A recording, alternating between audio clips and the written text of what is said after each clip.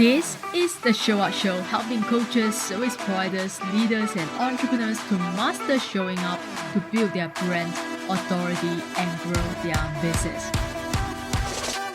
Whether it's showing up on social media, in front of an audience, on a live interview, or an actual stage, this podcast is going to help you overcome visibility fear to confidently brand yourself as the authority in your industry. I'm Joyan, aka the Confidence and Visibility Queen, and I am on a mission to share how I went from a nobody to the confident leader I am today, what I have learned and what I have done to build my brand and business from scratch, and help you do the same so that you can make an impact in the world with the meaningful work that you do. Whether you are new to the business world or feeling unsure about public visibility, or you want to be seen and heard in a way that doesn't feel icky but authentic to you, you will discover how to become visible in your own unique way and show up as the confident entrepreneur you have always dreamed about becoming. Now, it's time to get you show up and be confidently visible so you can easily attract more clients and opportunities for yourself.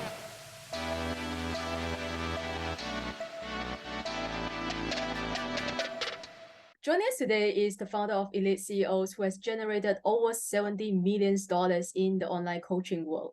After discovering powerful, repeatable strategies, which he used to create his first million in a B2C model, his success went on to disrupt the coaching industry forever.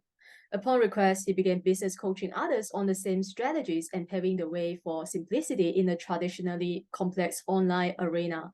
Since then, the sky has been the limit, especially with his two brothers by his side, who has joined the business early on.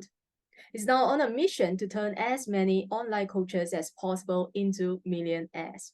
Recently, he has stepped out of the role of the CEO of his company and moved into an advisory role, and he looks to expand into other areas, and he also owns 4 other companies. So guys, help me in welcoming the genius behind the coaching empire that we know today, the founder of Elite CEOs, Tanner Chidester. Hey, thanks so much for having me. I'm glad we made it happen. Yeah. Well, because we don't want to bore our listeners with the whole stories of how many reschedulings we have to have in order for you to come on our show. But yeah, you are here now, so that's all that matters. You know, I was doing my research. So when I was researching on you, I watched one of your YouTube videos. And the YouTube video is the title is, if I remember correctly, is How I Went from Zero to Millionaire. And I'm just like being blown away, and it's insanely motivating as well. So guys, I'm telling you, you have to go and watch the video. But first, I want to talk about your journey for people who don't know about you. From being an elite athlete to becoming an elite CEO and going through all the obstacles of having to give out on your on sports and going to study engineering and realizing it wasn't what you really want to do, and then you drop out and finding a mentor and starting an online business, and eventually become the person you are today. So my question is, if you could narrow it down to just one thing, what would you say is your secret to having the success that you achieved today? Oh man, that's a hard question. I mean, if it was one word, probably perseverance. I think a lot of times, you could watch a Rocky movie, or you could watch, I don't know, maybe Guardians of the Galaxy, or I don't know, any like superhero movie. And a lot of times they'll show, there's a part in there, especially like Rocky, where he's like, prepping for the fight. It's like 5 minutes in the movie. But in real life, that could be months and months and years and years. And so a lot of people don't actually want it as bad as they say, or they're not willing to push as long as they can. So for me, a lot of people don't know, from 22 to 25, I only made $2,000 in my business. So, I mean, that's as close to a failure as you can have, and continue to go. And then from 25 to about like 30, I've done about 70 million in sales. So the biggest difference was that I just didn't quit. Obviously, there's stuff I learned along the way, but most people, if they hadn't made money in 3 years, would have quit. So when you think of it that way, it's actually not that crazy. It's just during the 3 years, it feels like an eternity.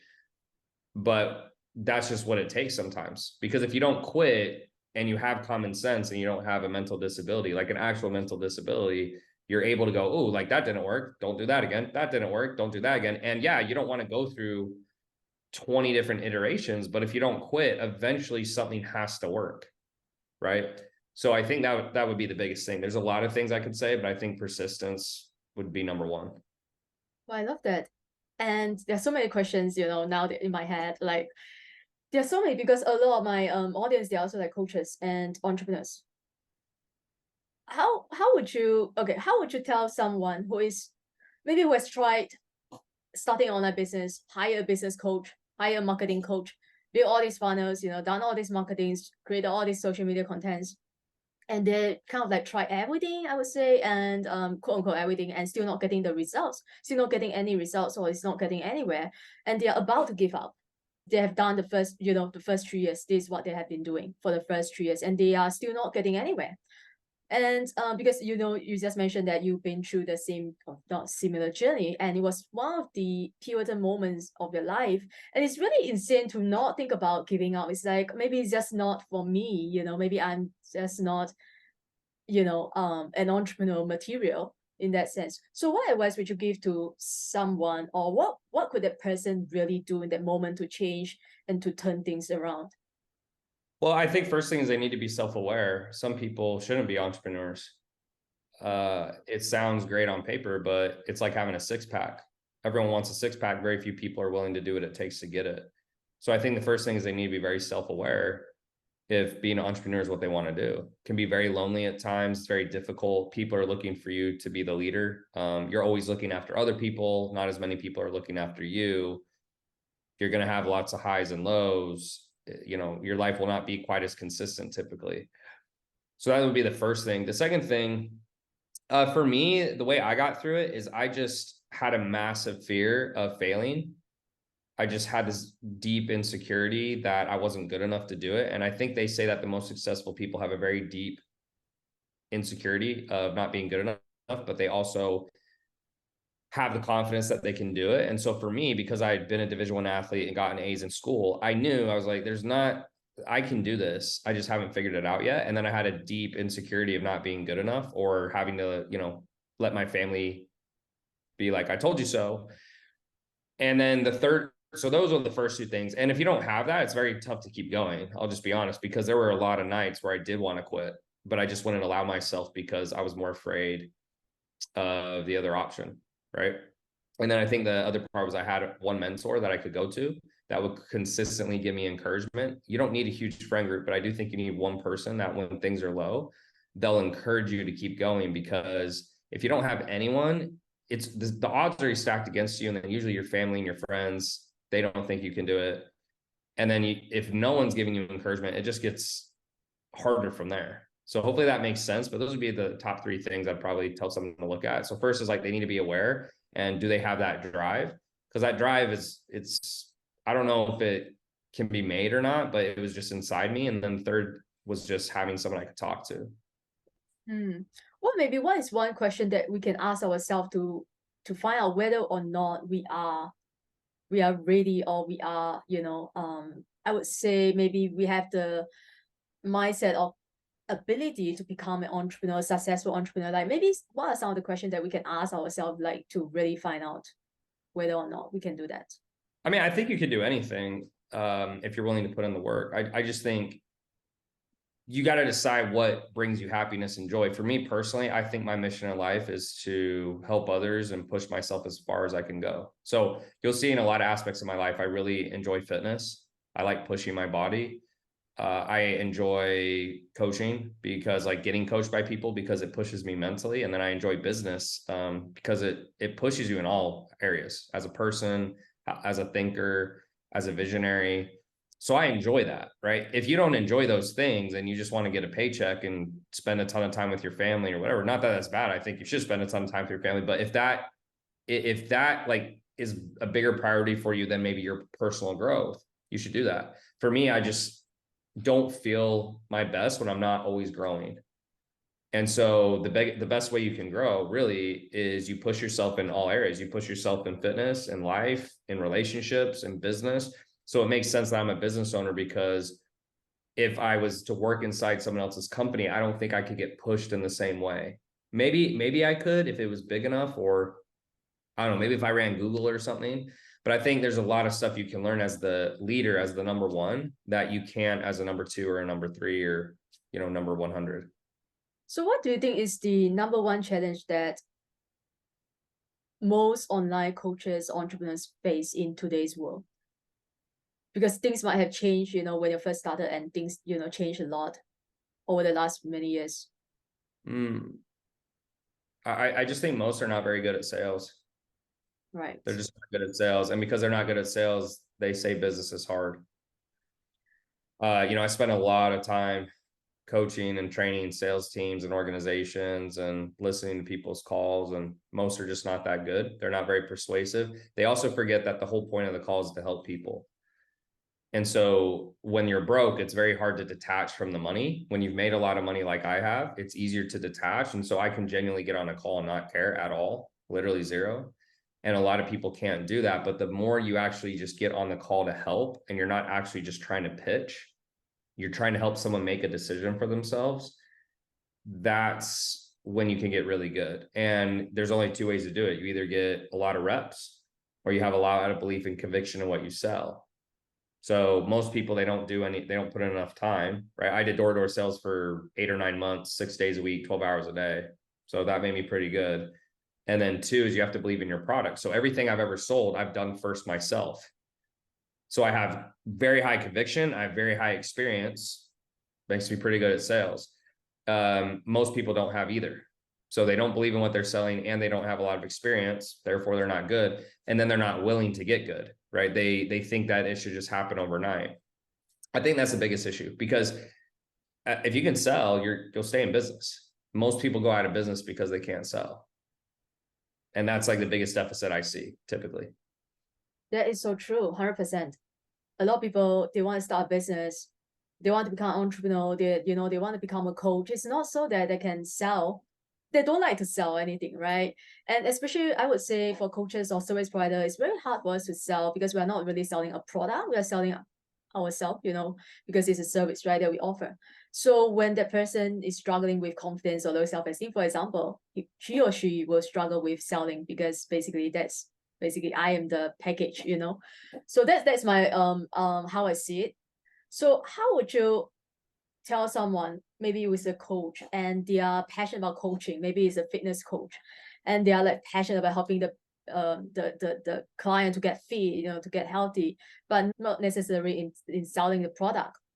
How would that person go ahead and build a business? Would you say that he should or hire, someone like a sales person to help him do the course, or he should do it himself? If they're not good at sales? Yeah, if they're not good, or if they don't like selling at all. Yeah, if they say they don't like selling, I just tell them to get over it. Business is sales. There's very few, there's exceptions to every rule, but there's very few businesses where you cannot be good at sales and be the owner. Very few, very, very few. There are exceptions, like Mark Zuckerberg. I don't know if he's a good salesman, but he had one of the best products in the world. But for most people, especially if we're just keeping it to online coaching, right? If we're just talking like online coaching, that you have to be good at sales. I've never, even the portfolio companies I've never taken on a portfolio company that the CEO is not good at sales, because it's just too big of a bottleneck. It's just not efficient to have someone who can't show their team how to do it. And then if you're bringing someone else in, that usually is not like a great solution, unless the company's very large. But most internet marketing companies are not. Even the biggest ones are doing 2-3 million a month, which is not that big compared to Google, who does 2-3 million a second, probably, or something like that. I bet it's like actually somewhere in that, like 2-3 million a minute or something crazy. Maybe not a minute, but you get the point. So I think if they don't know sales and they say they don't like sales, that's, life's tough and you need to learn how to do it. I've always had the mindset that it doesn't really matter what you like or don't like. It matters what you have to do. And I think that will get you much farther in life than going, oh, well, I don't really like that and I'll outsource it. And yeah, I'm sure there's people who do, but I'm also probably pretty certain that more times than not, their businesses are not as big as the guys who know how to do sales. I just very rarely see it, hardly ever. Yeah, I really like that, because I'm the person who doesn't like sales, but I'm learning. I'm doing the sales.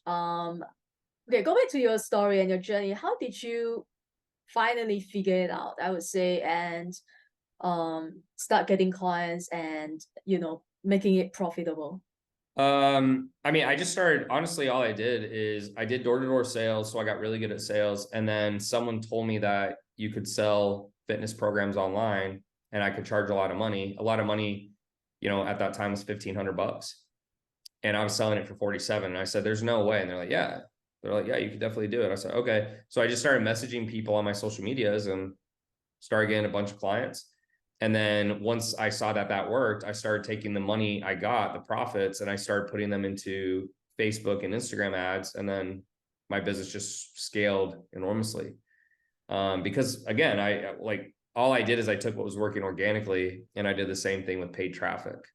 And for anyone who's listening who doesn't know what paid traffic is, I mean, it's just Facebook ads, YouTube ads, Instagram ads, anything that's an ad. And I mean, I can go into more detail if you want, but that's all it really was. And I think I overthought the process. Like building a business really is very simple. You find people who don't know you and get them to buy your stuff. It's just a lot of people overcomplicate starting a business and then their skills are not usually good enough. Most people lack the skills. That's the biggest issue. So when you first started, did you do everything yourself? Like, Yes. wow, okay. All the messaging, all the coaching, all the calls, all the funnels, everything. So, and again, like you need to learn it. It's just the way I view life is you're down here and then you learn some skills. And so now that you have these skills, you can do some other things. And then you will learn more skills and you can do some other things. So, now that I've built this company and I've hired, hundreds of people and I have portfolio companies and I've managed, I just have a lot more skills so that I can do bigger and bigger things. And that's how people need to view it. A lot of times they run away from learning the skill, but that's literally your bottleneck, right? And ultimately a real CEO at the highest level, they're good at building teams, right? But it's hard to build a team if you don't know how anything should work. It's like saying, oh yeah, all I have to do is amass an ice skating team, but you've never skated. You could do it, sure. That goes back to your sales question, but is it likely? Not as likely. Like if someone's going to run a tech company, you probably would want them to know something about tech, or at least about hiring, or at least about training or sales, right? Like sales is everything. You got to convince people to work for you and why they should stay, and your wife and your kids. Like, so I think, yeah, it's just skill stacking. And that was a blessing for me to learn how to do everything on my own, because now that I'm moving into other areas of my life, I realized most people don't know how to do most of it. Most entrepreneurs outside internet marketing are very good at product, but they're horrible at operations. And so I genuinely feel I could go into any company in the world and be COO and run it for them. Like that's how confident I am in my operations at back end. And the easier and the better the product is, the easier it is to run the company. Okay. So they both matter, but I think, to be honest, like what I've sold in the past was actually not the easiest thing I could have sold. And so I had to learn all these other skills. So if I can take these skills now and pair it with an easier product or a better product, right? Better just meaning it's easier to sell. I'll do well. I have a guy who I might become a portfolio, and he helps people get green cards and he pretty much guarantees it. I mean, it's the easiest sell I've ever seen in my life. They just get on the phone and they just give them the money. I mean, they don't even bat an eye. And so he has a really good product. And if you can mix that type of product with a really good team, those are the companies that can sell for, tons and tons of money. So, okay, right now you are doing everything by yourself, solopreneur and trying to make things happen. And how do we know when is the time for us to start building a team or start outsourcing or start, stop doing some of the things that we have been doing? How do we know when is the time? I think when you're out of time, if your goal is the point of a business at the end of the day is to make profit. People say it's to help people, and you should help people, but it's really to make a profit. I mean, that's why we start businesses, is because we're poor usually and we want to make more money. And so this is the only way we can do it. So for me, I waited till the last second. I waited till I was completely maxed out. I had no more time. And then the only way to continue to scale is you hire someone who will cost you incrementally less than the amount you're going to make by hiring them, right?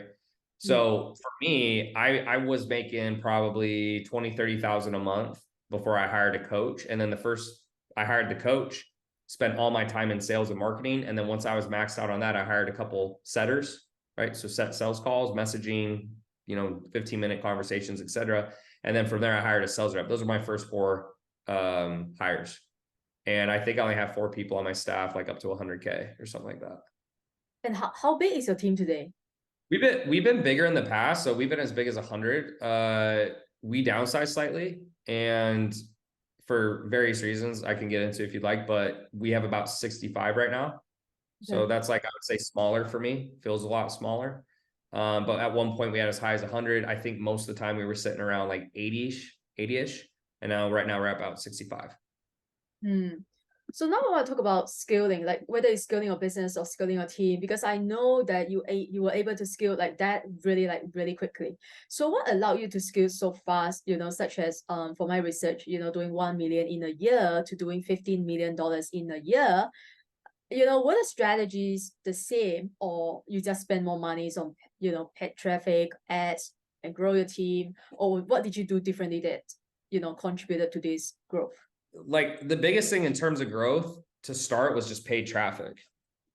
I mean, it's just the biggest issue for most business owners is they don't get enough leads at a cheap enough cost where it makes sense. And so when you get that, you can literally spend as much as you want until it breaks. And breaks means what it's costing you is higher than what you're making, right? So you're making more revenue, but your profit goes down. And really the goal should just be maximize profit. There's really no point. That's the bottom line, is profit. I mean, you can do 3 million a month, but if you only take home a little bit, it doesn't matter. So I think as you get more experience in business as well, people understand that profit is king. That's all you should focus on. Nothing else really matters. So it was ads, and then it was just hiring the right people. I don't think I'm the world's best, but I do think I'm pretty good at getting a keen sense of people. And keep in mind, every position in the company I've ran, so I know what to look for. So I know how it should look. I know what right looks like. I know what wrong looks like. And most people are not good at that. So the entrepreneurs who suck at sales never get to 100,000 a month, typically in online. The entrepreneurs who get to 100,000 but never scale past that, they're usually not good at hiring. Even if they think they are, they're not good at hiring and managing, because you don't just hire someone and then that's it. It's constant training. It's constant managing. It's like you're feeding into these people, like you're trying to become a part of them, or you're trying to help them become their best self. And a lot of people, they're like, well, I don't want to do that. Like, I just want to walk away and do nothing. It's like, well, yeah, that's not how businesses work. Like it's a living organism that has to constantly be nurtured and fed. And that never scared me.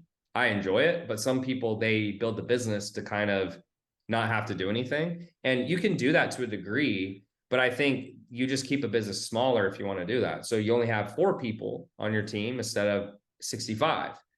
So you'll make less, but you'll be less stressed out. But I don't think it doesn't usually change much. Like, you still, even if you have really good people, if you never feed into them, stuff will get lost. Stuff gets lost, things get missed.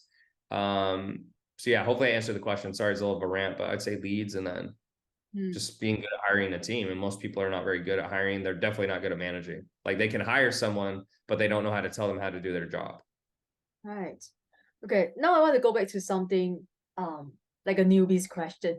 I know it's crazy because we just talk about scaling, and now I want to ask this question because I know a lot of my listeners, they're like, I mentioned, they're coaches, and some of them, they are I would say first-time entrepreneur or new entrepreneurs, if that makes sense. So they are really not good at business, and they are struggling to get clients for many reasons, right? Maybe they don't have a irresistible offer, or they don't really know how to do sales or things like that. What did you do to get your first client, if you remember? Your paying client, your first paying client. Yeah, I just messaged them on my Instagram. They were like a follower. I messaged them, got them on a call, and then closed them for $1,500 for a fitness program. Yeah. Okay, sounds so easy. It's like the strategy is easy. It's just the skill set is where most people lack, or they hear that and they go, well, it can't be that easy, but it really is that easy. I mean, if you went and knocked on 100 doors selling cookies, someone would buy. But a lot of people don't want to hear that because it's hard. It's like, well, yeah, you have to learn the skill. And then what happens is, as you learn the skill, you sell more people faster because you're better. right? And then there's obviously different types of leads, and the internet makes it so you can run ads, so the leads will come like straight to your inbox and you can message them, but it's just a numbers game. And the better you are at closing, the more money you'll make and the bigger you can scale your company, because your cost of acquisition will go down, right? So the cost it takes to get that customer lowers, so you can get bigger and spend more money to get more customers. I mean, it's not really that complex. I mean, I wish, I think people want it to be, but it's really not. It's just hard. It's like digging a hole with a shovel. It's not complex. It's just difficult. And that's business. Yeah, I mean, that's so true. It's how it's done, just reach out to your ideal clients and get them on a call and try to present an offer to them. But of course, having said that, you need to first create your own, an offer. Because I'm not sure we'll agree with me or not. Today's in the coaching world is crowded. Yeah, I mean, it's a low barrier of entry. Anyone can start one. So yeah, I mean, anytime there's low barrier of entry and anyone can do it, then it's gonna be more crowded for sure. So how do we as coaches, because you are not the only person who is offering this service to your ideal clients, who is not the only person who is solving this problem for your people. So how do we then separate ourselves from our competitors, or like stand out, and so people don't compare prices, like, he's a fitness coach, she is also a fitness coach, I'm gonna go to her because she's like cheaper. How do we then stand out in the coaching space when it's so crowded?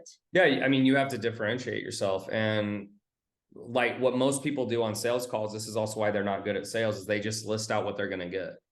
So they're like, cool. So let's say a fitness trainer. Every fitness trainer in the world says this. You'll get a custom diet, you'll get a custom program, you'll get accountability coaching. That's what every trainer says. But that's why every trainer's broke, because that is not unique at all. Like anyone can do that. So when I would get on a phone with someone, I call it the 3 pillars, right? So anytime I have a client, I talk to them about what are the top 3 things that make you different. So for me, I just was like, okay, what do people want who are overweight? They want to eat donuts and they don't want to exercise and they still want a 6-pack, right? So the saying, give them what they need or give them what they want so you can give them what they need. So I did that. So I was like, okay, so how can I ethically do that? How can I give someone and let them eat crap food and not move and still lose weight? Well, scientifically, if you break down how you lose weight, it's eating in a calorie deficit. Okay. People will argue this, but if you stop eating food, you will die. I promise. That's a calorie deficit. So if you stop putting food in your mouth, you'll die.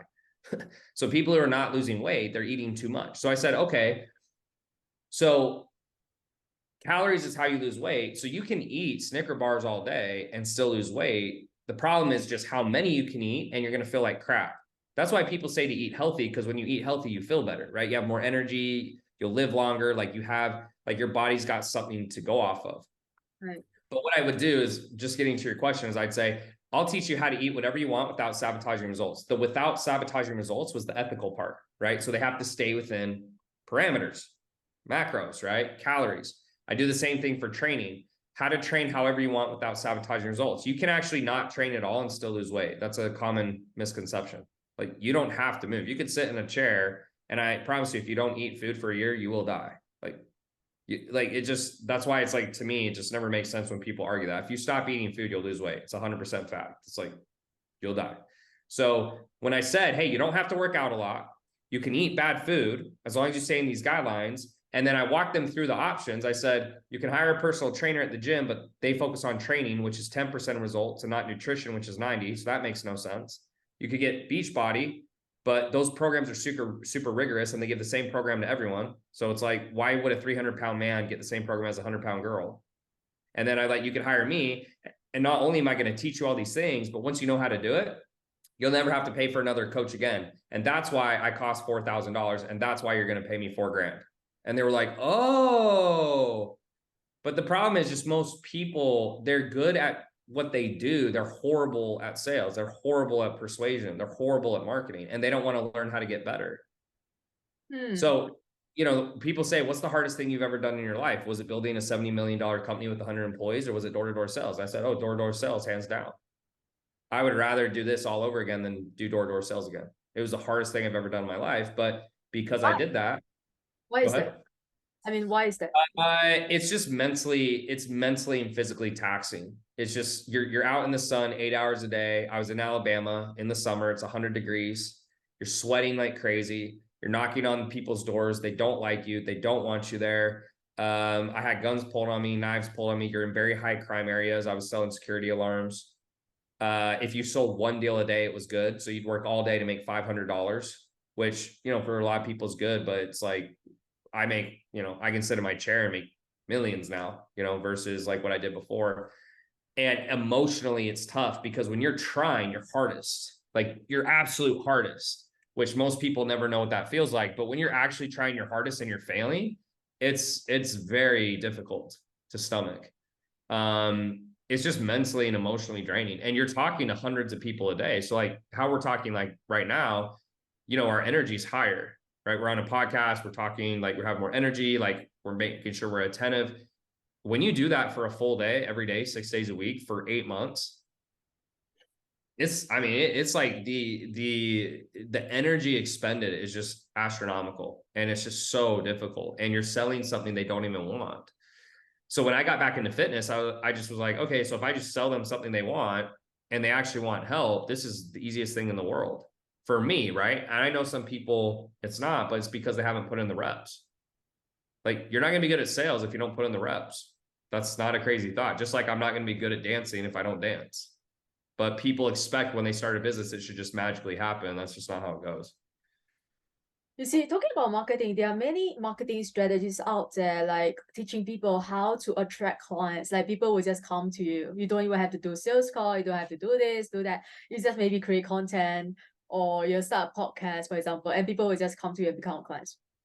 Do you think that is possible, like for people to just create content and attract clients without doing a sales call?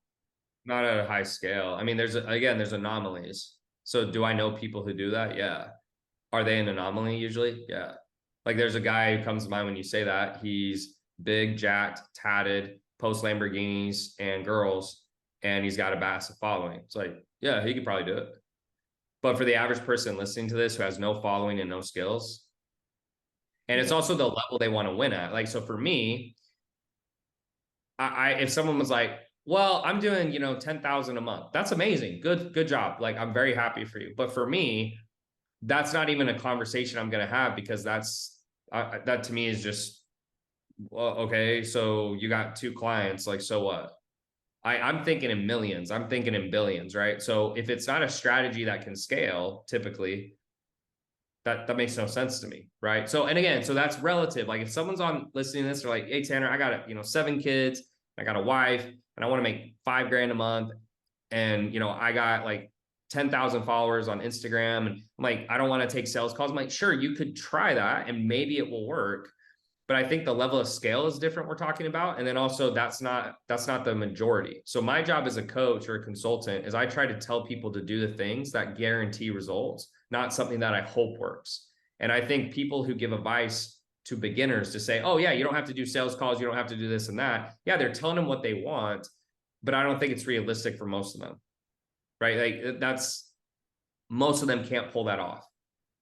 That's my opinion. So I could be completely wrong, but I've just worked with so many people. I don't think most people have enough skill to do that.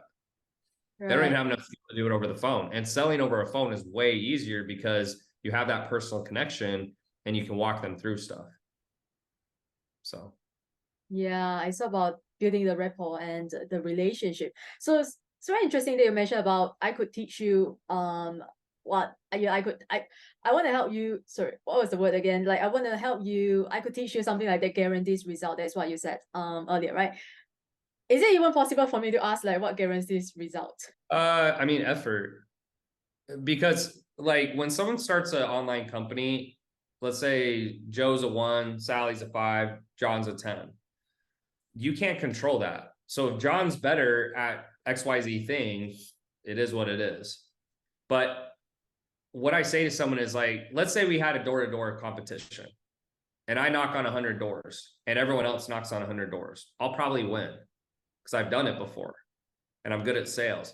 But what if everyone else got to knock on 200 doors or 300 doors or 400 doors or 500 doors? Well, now who is it favoring? Is it favoring me or them? Probably them, because they get more opportunities. So going to your question is like, everyone can be successful. It's just the people who are not very good don't want to do 500 doors.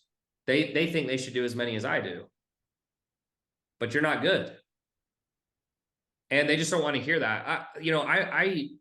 I'm all about people doing what's best for them and being happy. And I really try to encourage people, but I also try to tell people the truth. And I think the truth for most people is you're not nearly good enough. You're just not as good as you think you are. You think you're a lot better and you're special, and you're not. And a lot of people don't want to hear that, but it's the truth. And the reason I say that to people is I was that guy. I thought I was special. I thought I didn't have to do the hard things. I thought I could get away with stuff. And I'm a smart dude. I had a 3.9 GPA in college. I was a D1 athlete. I've done pretty well for myself. Like, I'd say I'm above average intelligence, but I don't act in that way when I run my companies or anything else in life for that matter. I treat myself as if I don't know anything, as I'm very stupid, as I have so much to learn. I don't know much. I try to stay humble as best I can. I have my moments, but I try to stay humble because you will get humbled at some point. You'll meet someone who's just so much better at your craft than you even think you are. And the people who think they know everything don't know very much. That's just been my observation. So yeah, to your question, yes, they can, but are they willing to do the reps? And 99% of people are not. So therefore they don't get the results, and they say that the strategy didn't work and that XYZ thing was a scam, or and it's just like, no, you're just not good and you don't want to get good, and that's fine. But just own it. I just think people really need to own where they're at in life. And that's the difference with me, is that I just know that I can do anything I want to do. And so I don't allow those thoughts to enter my mind. I just say, are you going to do what it's going to take? And I make the decision I will, and then I do it. I don't know. I don't know if that helps, but. Oh, totally. Yeah. Like you're so right, because most people, they try it once and then it didn't work, or didn't get them the result, or didn't make them $1 million overnight. They'll be like, oh, it doesn't work. It's a scam, right? But if you try it again and again and again, because consistency is key, right? Every strategies, I believe that, it works. Like every marketing strategies out there, it works, but you have to work it. Like you have to make it work for yourself.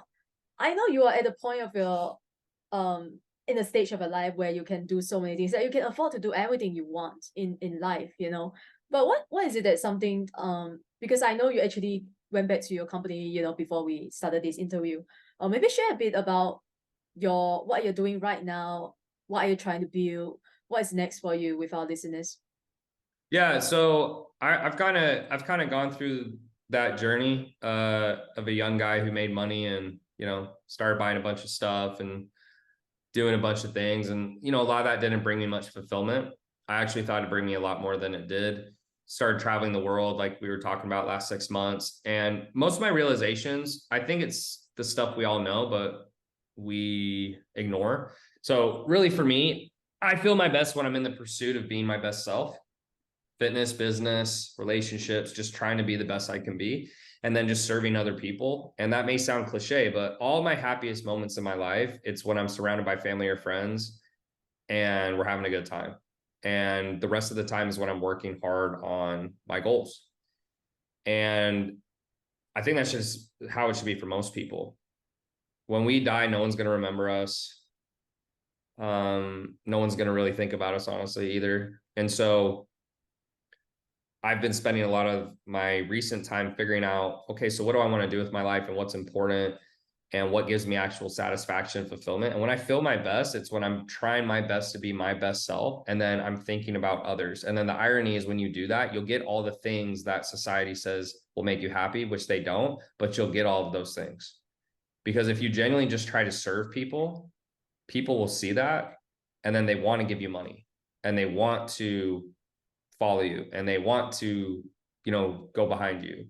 And your wife will like you more because you're thinking about her and you're not being selfish, and your team will like you. It's like, it's really that simple. So for me, I really just like working on being the best version of myself. And then I just like building things and helping other people. And I get a lot of satisfaction out of that. And I think it took me a while to figure that out. I did have a phase where I thought, hey, I built this big company. I'm going to go do vacations and travel, and I don't care about anyone else anymore. Like, I need to figure stuff out for me. But it really just brought me back to where I started. And when I got back, my life was much worse. And I tried to figure out why it was much worse. And I realized that all I've been thinking about myself for the last 6 months was myself. And that's not a great way to live your life.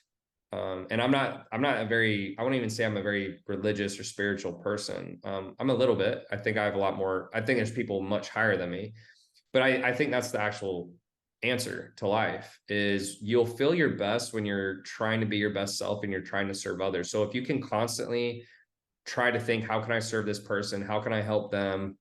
Stop thinking what's in it for you. What can you get out of it? You'll just feel so much more fulfilled. People will like you more. They'll want to pay you more money. You'll feel like you're making progress in your life. It just goes back to other people. And that sounds like a very boring answer, but the reason it's boring is because it's hard. So most people won't do it. And most people are selfish. Most people are only thinking about what can they get out of it. And that's why their lives don't go as well, because that mindset won't take you far. And what you think about is what your actions become. So it doesn't matter if you say you're selfish or not. If you're thinking it or you're doing selfish things, your actions will precede that.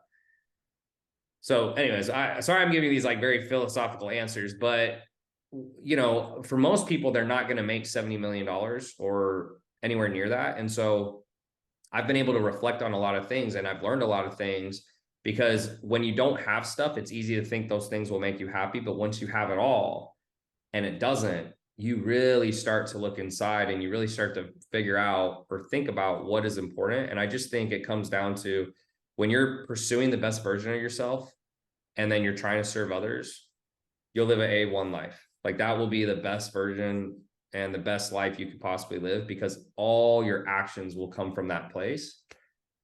So anyways, that's like a new revelation for me, I guess you could say, but that's where I'm trying to lead from now. And when I've done that, my days go better, my weeks go better, my months go better, my relationships are better, I make more money, I'm happier. Every time I'm selfish and I think about me, what can I get out of this, it doesn't go well. I think that's a beautiful answer, to be honest. And I, like, before we started recording, I'm getting emotional because it's so, yeah, I could resonate with that, because I think a lot of people, like all of us, we trying to build a business so that we can have the freedom, right? Financial freedom, time freedom, location freedom, all the, everything that we see on Instagram or social media, right? But hearing from what you just said is like, we all know that deep inside somehow we know that money is not the answer, right? Money wouldn't make us happy. But at the same time, we are still trying to reach there, to have that realization, just like you did, because hearing from you would be like, it's so easy for you to say that, right? Because you have everything you need. It's so easy for you to say that. But look at me now, I'm poor, I'm broke, I'm this, I'm that, right?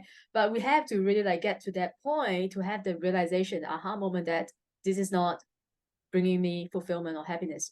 So yeah, we all know that somehow, but we are still trying to get there in order to, I'm not sure whether that makes sense, but I think that is what a lot of people can resonate with, because we are all on this journey as entrepreneurs. Eventually, we do want, the freedom and the fulfillment and the joy and the abundance, right, that comes with it. If not, why are we trying so hard to make things work, right, to build something? Yeah, we could just go and find another job, right? Yeah. I agree. I agree 100%. So yeah, thank you so much. Now, thank you so much for joining us today and sharing so abundantly with our listeners today. Now, tell me, I know you have a lot. This is crazy. I think you have a lot of like Instagram accounts, like many different Instagram accounts, and I don't know which one you want us to follow. And I don't know why you need so many accounts. Yeah. Well, so some are for different offers. So if we run like a different offer, we'll have like a different account. But yeah, you can do Tanner.Chidester. That's my main one. I have a personal one that's Tanner James Chidester is my middle name. But yeah, those two accounts are fine. And then yeah, the other accounts are just usually it's like one's an elite CEO's account, it's a business account. One is like for our sales training and management company. But we just find it easier to keep it separate for different types of ads, because otherwise it gets super mixed up and stuff. So anyways, that's the story behind that. Well, that explains, right? Because you're going to run ads, right, for different offers. So that explains, that makes sense. And I'm so glad I asked that question. All right. So what is the best way for people to find out about your, Elite CEO and explore working with your teams or joining your programs?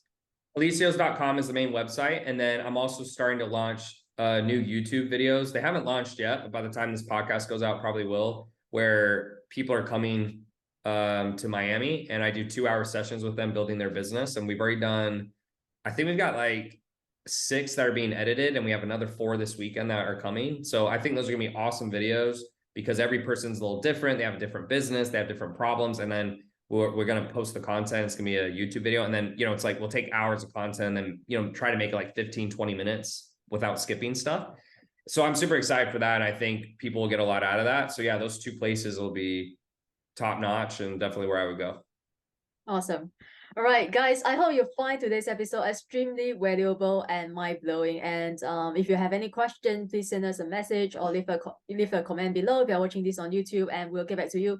Make sure you visit the show note and find all the links and resources that we have for you today. I put all his links in the show note below. And also follow me on Instagram if you haven't already to see what I'm up to, what I'm doing. And remember to hit that subscribe button so you never miss another juicy episode. Thanks for tuning in today, and until next time, keep showing up. Success doesn't show up for you until you show up and pursue your own success. Hi there, thanks for listening today, and I would love to meet you at our virtual dinner party. Once or twice a month, we come together as a community in a safe and empowering environment to help and support one another in our entrepreneurship journey. So what is a virtual dinner party? A VDP is not a networking event, it's not a teach event, and it's not a webinar where you don't get to talk.